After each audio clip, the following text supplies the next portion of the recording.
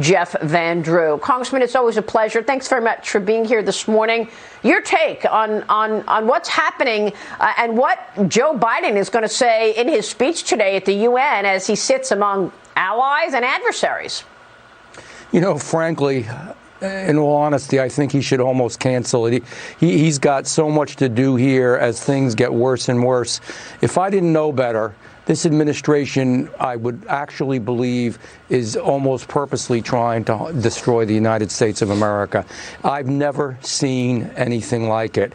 And for us to have the unmitigated gall to go to the United Nations and tell them what they should be doing or what we are doing, I don't know, what's he going to talk about? The open borders and our complete lack of control of our borders since he's been president? Is he going to talk about the tremendous increase in the crime rate in our cities since he's been president? Is he going to talk about the supply chain problems that we have, the employment problems we have, and lack of employees? Is he going to talk about what he's done with his energy policy, where he's helped other countries, but literally is diminishing our country? You know, I was reading something that they were comparing him to Donald Trump because he made a deal. There's nothing about him that is like Donald Trump. When we were dealing with the United Nations or other countries, we were strong. Let me be clear. You know, we must get along and work with other nations, but the United States is our responsibility as elected officials. This is the greatest country that ever was in the world.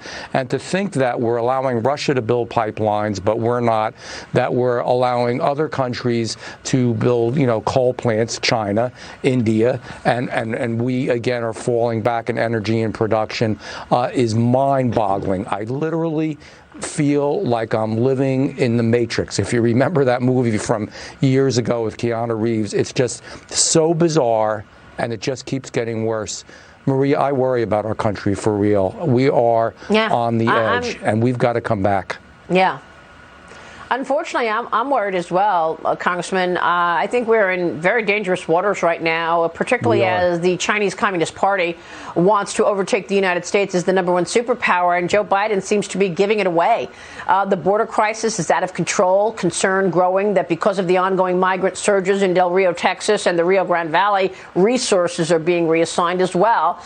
You've got 13 service members dead as a result of no plan whatsoever to get us out of Afghanistan. And now Joe Biden wants to raise, or he is going to raise, the cap on Afghan refugees. So you've got hundreds of thousands coming in from Mexico every month. You've got thousands coming in from Afghanistan as well. Congressman, is there anything you or your colleagues on the Republican Party can do about this? And by the way, let me just add, you were a Democrat. You left the Democrat Party and became a Republican a couple of years ago. And one of the issues that you had was you felt that there were mistruths. I mean, there are. Let's be honest, there are lies, okay? This administration refuses to call the open border a crisis. That's a lie. COVID and all of the issues around COVID and the lies there, hiding actual medicines like ivermectin and hydroxychloroquine, which were effective early on, another lie. Your thoughts on why we can't get truth?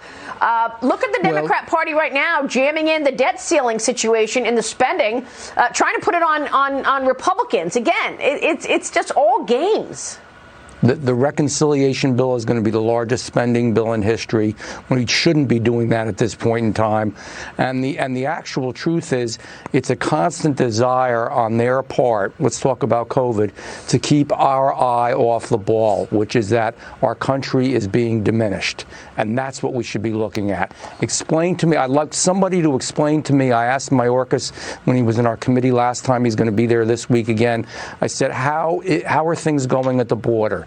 And he said, just fine. And I said, I couldn't believe he was saying that to me. Is he looking at the same thing? It's like looking at your hand in front of your face and saying that you don't see it.